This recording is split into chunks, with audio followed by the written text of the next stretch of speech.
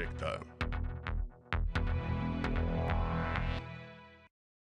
Estamos de regreso en Señal Informativa. Ya está con nosotros Augusto Chacón, director del Observatorio Ciudadano Jalisco. ¿Cómo vamos con su colaboración de esta semana? Augusto, muy buenos días. Qué gusto saludarte. Sonia, muy buenos días. Igualmente, Belén, buenos días. Buenos días a las y los televidentes y radioescuchas. Algo estamos haciendo mal con lo que sucede en el territorio que no es la Ciudad de México, con la comunicación de lo que sucede en el territorio que no es la Ciudad de México. O si no queremos cargar con la culpa entera, los medios de información de la Gran Tenochtitlán voltean muy poco al detalle de lo que acontece a los lados y en el sur y en el norte, salvo cuando la nota roja enrojece más. La muerte la semana pasada de 4 soldados y 6 civiles en un enfrentamiento en Puebla hizo que el tema del robo de combustible se volviera de interés, como se dice tradicional y estérilmente, nacional. Qué barbaridad se lee por toda la prensa que desde el altiplano se dispersa por el país. Qué barbaridad, dice el presidente de la República y en calidad de comandante en jefe manda efectivos militares a la zona en la que sucedió que las Fuerzas Armadas se liaran a balazos con población civil, ni más ni menos. Qué barbaridad corresponde decir desde acá. No es una guerra, pero se despliegan soldados y marinos como si lo fuera, y algunos mueren como si en guerra estuviéramos, y no pocos pobladores, hombres, mujeres y niños, en Puebla y en muchos lugares de México, optan por un bando, tal como sucede en las guerras en donde la ley ya no alcanza para dirimir las diferencias. Claro, apenas se anuncia algo como lo acabo de hacer y ya nuestra mente, sobre todo la de los gobernantes, comienza a tejer los matices al tono verde olivo que va cubriendo la realidad nacional. Bueno, no es en todo el territorio. Bueno, no es la población, son algunos manipulados por los miembros del villano favorito, el crimen organizado. Y la intervención castrense tiene que ver con la incapacidad de los gobiernos subnacionales, vocablo denigrante como pocos, pero que en este caso aplica re bien. Y entonces no queda sino quitar a la descripción el mote de guerra y dejarla en una especie de estado de excepción. El ejército y la marina por mientras la gente deja de ser reclutada por los malhechores, es decir, por mientras llega la justicia legal y social, y por mientras los estados y los municipios comienzan a hacer su chamba de prevención y contención. Y un por mientras extra, por mientras se aprueba la Ley de Seguridad Interior, que haría que el estado de excepción sea que las policías locales hagan su trabajo según está diseñado en la Constitución y lo normalizado sean las Fuerzas Armadas en control de las regiones en las que la seguridad interna se ve amenazada.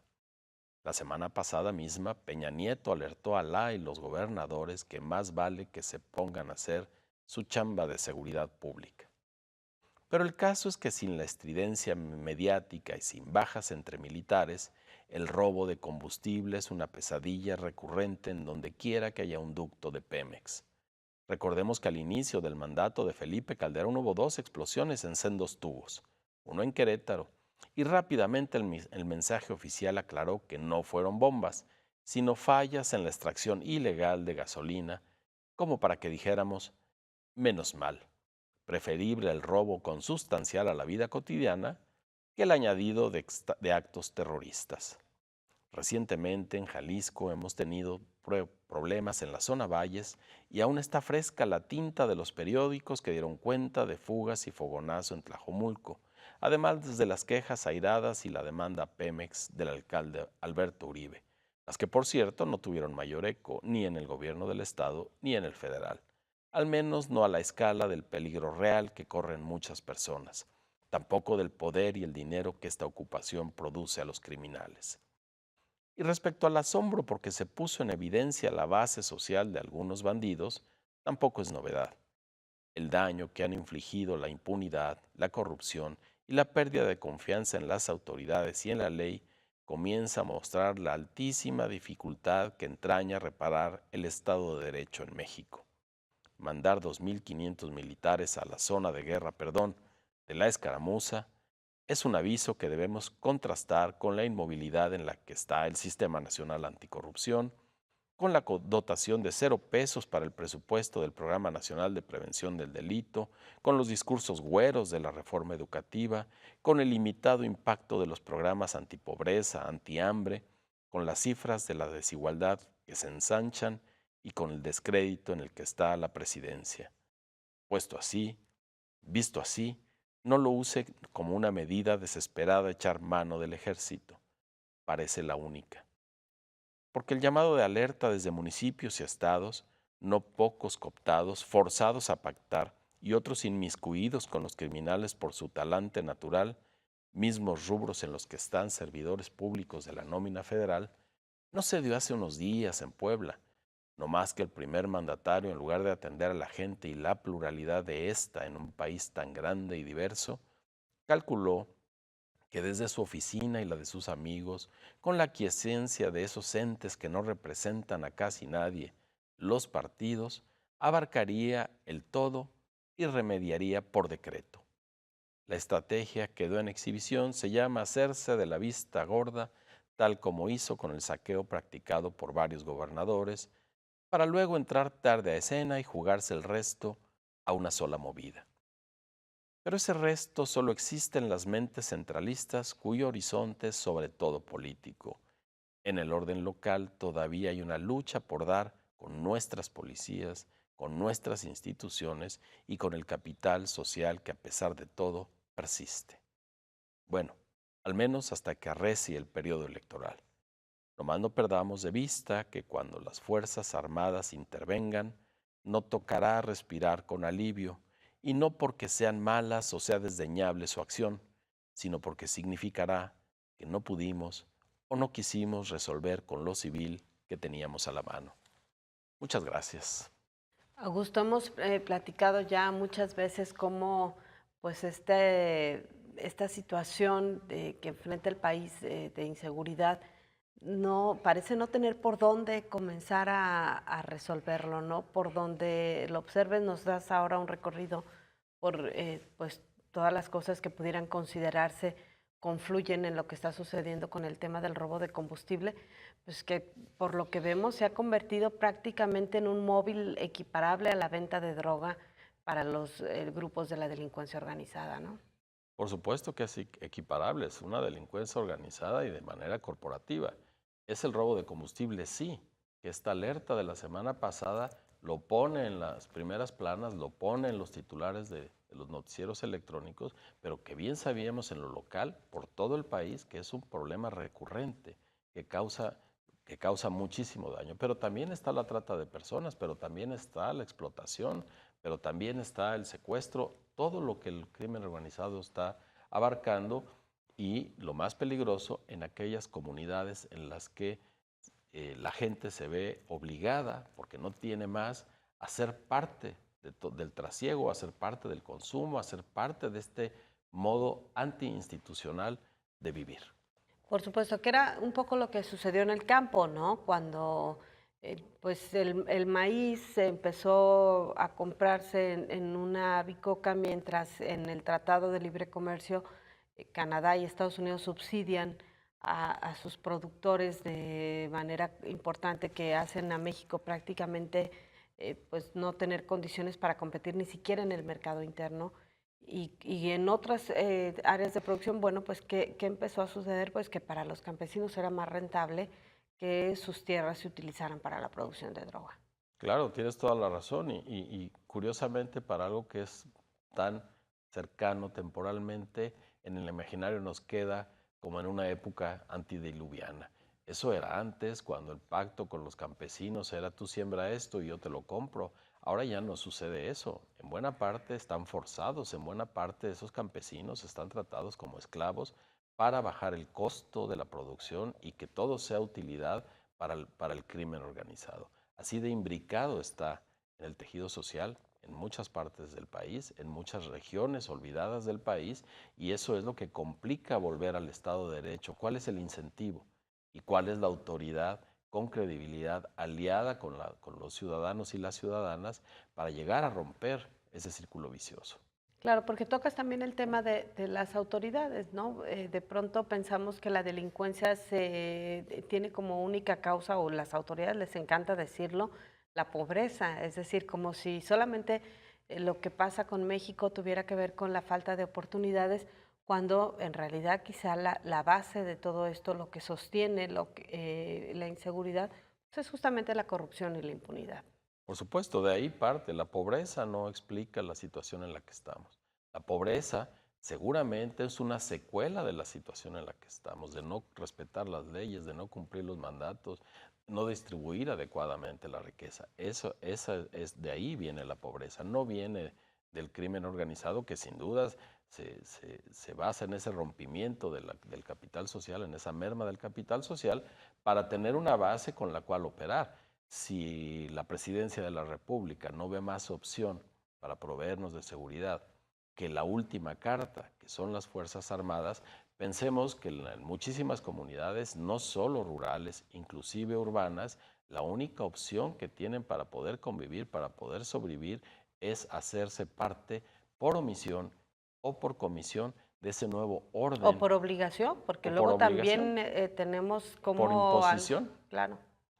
Hacerse parte de ese nuevo orden que nos están imponiendo al margen de las leyes. Bueno, pues un panorama bastante pues triste, sobre todo, en donde desafortunadamente, bueno, pues las consecuencias son el constante conteo de muertos en nuestro país, ¿no? Así es, desafortunadamente, pero veamos a lo que tenemos, echemos mano de lo que tenemos y sin duda podremos empezar a reparar esto que nos sucede a escala local. Muy bien, muchísimas gracias, Augusto. Al contrario, Sonia, Belén, muy buenos días, gracias a ustedes, buenos días a todas, a todos. Augusto Chacón, director del Observatorio Ciudadano Jalisco. ¿Cómo vamos? Hacemos una pausa, regresamos, tenemos más información.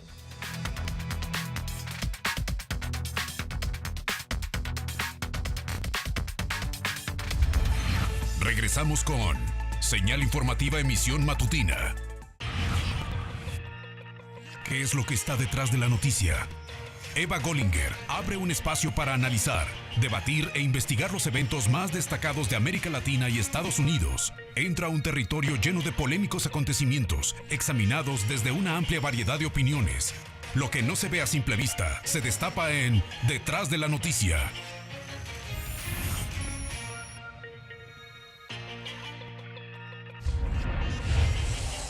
La Fundación Hospitales Civiles de Guadalajara, AC, en colaboración con ciudadanos, médicos y empresarios, ayudamos a miles de personas a recuperar su salud, mejorando su calidad de vida. Nuestra misión es apoyar a pacientes de escasos recursos, fortaleciendo el equipamiento médico con compromiso, confianza, transparencia y honestidad. Por una atención oportuna, eficiente y de mejor calidad, ayúdanos a ayudar. Deposita tu donativo a la cuenta Banamex 4692-533. Hoy tú puedes ser una ayuda, una esperanza, una vida. Ahora, toda la información en un solo canal. Las noticias y la trascendencia de estas para comprender mejor la realidad. Con la profundidad y el sello noticioso de Señal Informativa. Más de 18 horas ininterrumpidas de informativo. Desde una perspectiva plural. Al servicio de nuestra audiencia. Donde todas las expresiones tienen espacio. Con lo mejor del acontecer deportivo y su análisis. Todos los enfoques de la información en un mismo canal.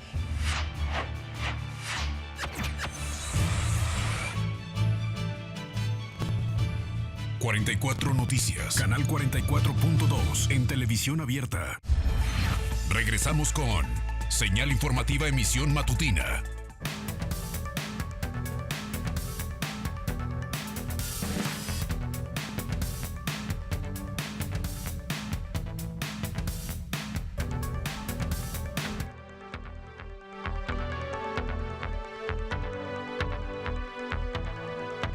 Señal Nacional. El secretario de Educación Pública, Aurelio Nuño Mayer, afirmó que la negociación salarial de los maestros es única y es parte de la transformación que se ha implementado con la reforma educativa. Aclaró que lo que se pretende es continuar con el diálogo para escuchar diversos puntos de vista y avanzar en el nuevo modelo educativo. Informó que se trabaja en la entrega de plazas de los normalistas que aprobaron la evaluación de Oaxaca, que son más de 600 profesores, y recordó que durante el pasado fin de semana más de 37,000 maestros se evaluaron para concursar por diversos puestos de dirección.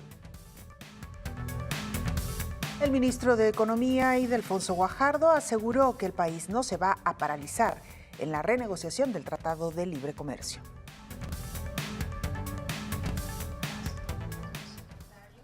México debe replantar su estrategia de comercio ante las tensiones con Estados Unidos, su principal socio comercial. Hoy más que nunca, la estrategia de diversificación se convierte en una obligación para reposicionar a la economía mexicana.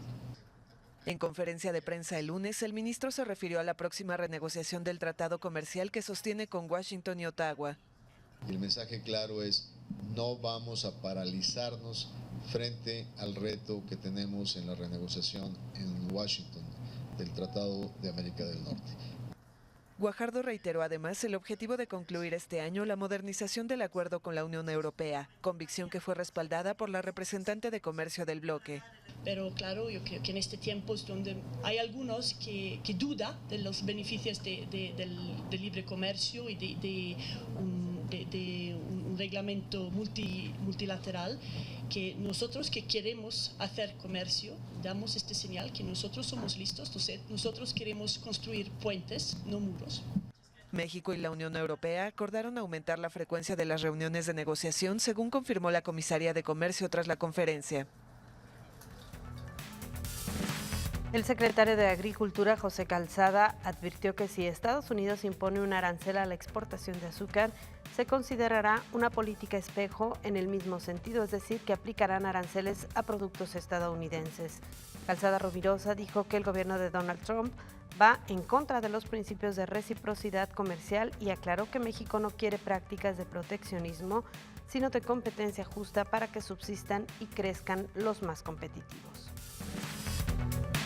Autoridades de Guerrero confirmaron el surgimiento de un nuevo movimiento de autodefensa armado en Tlacotepec, cabecera municipal de Eleodoro Castillo, esto en el estado de Guerrero. El grupo de autodefensa aseguró que cuenta con el respaldo de 70 comunidades de la sierra, considerada la zona de mayor producción de amapola en el país. El vocero del Grupo de Coordinación Guerrero, Roberto Álvarez, indicó que cuando la sociedad está en un escenario complicado, tiene derecho a implementar medidas de autoprotección, entre ellas el modelo de las autodefensas, pero se vigilará que no se liguen con grupos de la delincuencia organizada.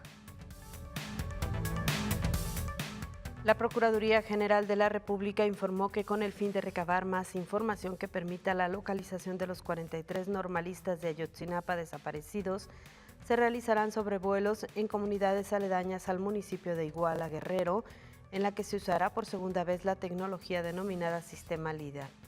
El titular de la oficina del caso Iguala, Alfredo Higuera Bernal, señaló que el pasado 20 de abril la dependencia se comprometió a cumplir para noviembre próximo con 9 puntos acordados con los padres de los normalistas y que entregó a la Comisión Interamericana de Derechos Humanos. La Procuraduría General de la República informó que en el caso Iguala, 7 personas aún continúan sin ser detenidas, entre ellas civiles y policías. La Auditoría Superior de la Federación investigará las contrataciones supervisadas por el exdirector de Inmuebles y Mantenimiento del Consejo de la Judicatura Federal, destituido en febrero pasado tras el hallazgo de 4 millones de pesos en la cajuela de un vehículo que tenía asignado. El órgano fiscalizador publicó el 4 de mayo que realizará 4 auditorías al Consejo de la Judicatura Federal que no estaban previstas en su programa original de revisión a la cuenta pública 2016. Las nuevas auditorías serán para analizar 14 obras públicas contratadas durante la gestión del exfuncionario Javier Pérez Maqueda, que costarán 3.753 millones de pesos.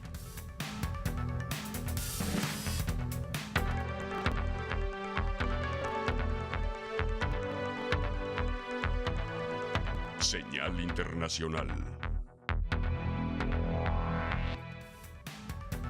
Luego que la oposición venezolana convocó a nuevas manifestaciones para protestar contra el llamado del presidente Nicolás Maduro a una asamblea constituyente, centenares de policías dispersaron las movilizaciones cuando los inconformes intentaban llegar al centro de la ciudad de Caracas.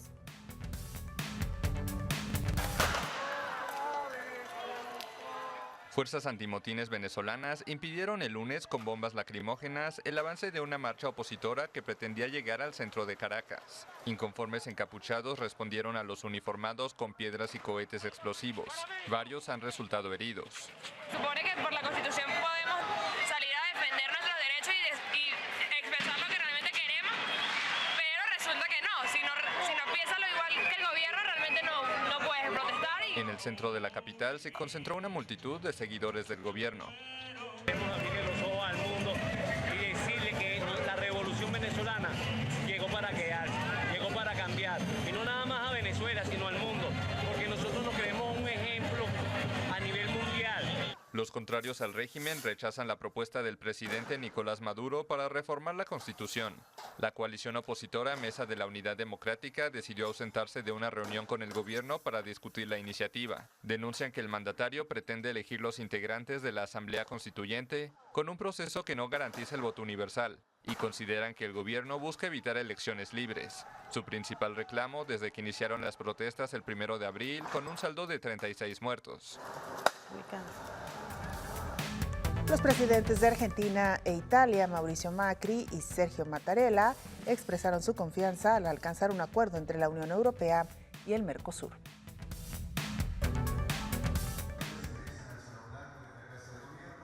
Argentina e Italia buscarán acelerar las negociaciones para lograr un acuerdo entre la Unión Europea y el Mercosur.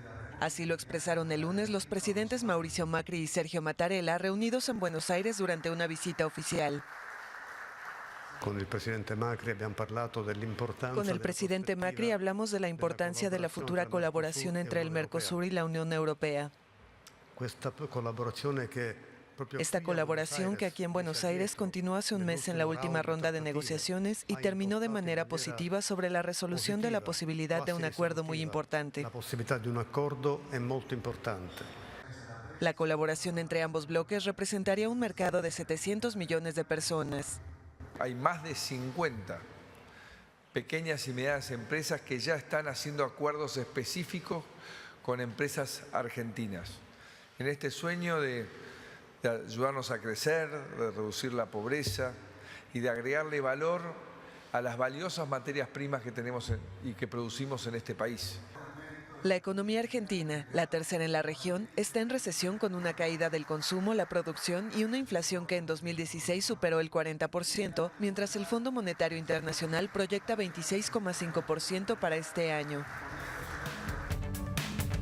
Tras varios minutos de tensión, la policía de París reabrió la estación del tren del norte, luego que debió ser evacuada por una alerta de seguridad. Vuelta a la normalidad en la estación del norte de París. La operación policial se cierra sin detenciones. La principal estación de trenes francesa fue evacuada ayer a las 11 de la noche hasta la 1:50 de la madrugada de hoy. La policía y la brigada de búsqueda e intervención fuertemente armadas inspeccionaron un tren de alta velocidad procedente de Valenciennes después de que una operaria de la oficina de billetes de esa localidad fronteriza con Bélgica diera la alerta. Las fuerzas de seguridad buscaban a 3 personas sospechosas de querer perpetrar atentados en Francia. La intervención de la policía creó una situación de pánico entre los pasajeros presentes en la estación. Con estas son ya las 3 alertas lanzadas. Los sospechosos han sido avistados desde el pasado viernes en París, Burdeos y Marsella.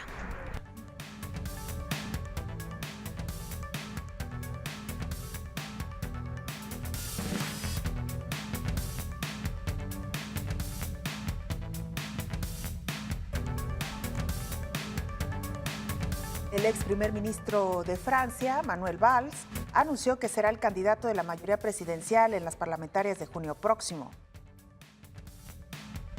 El ex primer ministro socialista Manuel Valls anunció hoy su deseo de presentarse a las legislativas francesas de junio como candidato del nuevo partido del presidente electo Emmanuel Macron.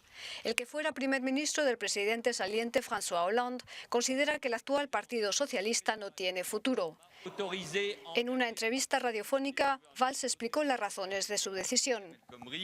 Lo que importa en estos momentos es superar los rencores personales. Mi prioridad es Francia y el éxito del nuevo presidente de la República por encima de todo, afirmó. No olvidemos que el combate contra la ultraderecha continúa y que en las legislativas tendremos que impedir por todos los medios que el Frente Nacional consiga hacerse con ciertas circunscripciones electorales. Valls, que aún no ha formalizado su candidatura, afirmó que quiere unirse a la República en Marcha, nuevo nombre del partido constituido por Macron, sobre la base del movimiento político que le llevó a vencer en las presidenciales el pasado domingo. El nuevo partido, que no tiene representación parlamentaria, anunciará los candidatos a las 577 circunscripciones el próximo jueves. La canciller alemana Angela Merkel recibió al presidente francés François Hollande en el último encuentro entre ambos líderes del eje franco-alemán y aliviada por la amplia victoria electoral del europeísta Emmanuel Macron. Afectuoso último encuentro entre el presidente francés François Hollande y la canciller alemana Angela Merkel en Berlín. La líder de la Unión Cristiano-Demócrata ha destacado el apoyo recibido del socialista durante sus 5 años al frente del gobierno francés. Merkel ha expresado asimismo que no tiene la menor duda de que ambos países trabajarán de forma eficiente con la llegada de Emmanuel Macron al poder, cuarto mandatario francés con quien la canciller compartirá el eje franco-alemán, tras Jacques Chirac, Nicolas Sarkozy y el propio Hollande. El gobierno alemán respiró aliviado tras el triunfo de Macron, que se propone seguir colaborando